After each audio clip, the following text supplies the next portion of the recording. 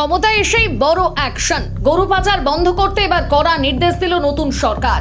জেলার SP police কমিশনারদের কাছে পৌঁছে গেল সরাসরি বার্তা।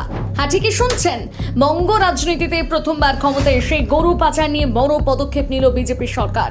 রিপোর্ট অনুযায়ী রাজ্যের কোথাও যেন আর বেআইনি গরুর হাট না বসে, সেই বিষয়ে কড়া নজর রাখতে বলা হয়েছে পুলিশকে।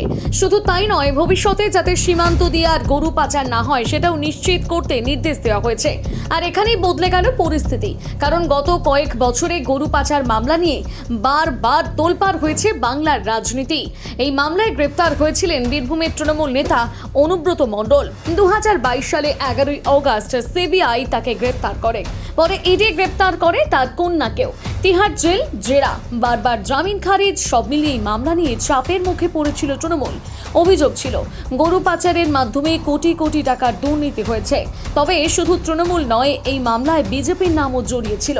বনগাঁ দক্ষিণের বিজেপি নেতা পরিতোষ মহালদারের নাম উঠে এসেছিল এই গরু পাচার মামলায়। তাই এবার ক্ষমতায় এসেছে নতুন সরকার, স্পষ্ট বার্তা দিতে চাইছে দল নয়, গরু পাচারের বিরুদ্ধে এবার সরাসরি অ্যাকশন। রাজনৈতিক মহলের মতে এই সিদ্ধান্ত কার্যকর হলে সীমান্ত এলাকায় বড় পরিবর্তন দেখা দিতে পারে।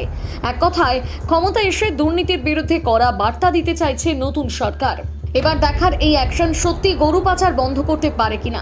আপনার কি মনে হয় নতুন সরকারের পদক্ষেপ কতটা সফল হবে?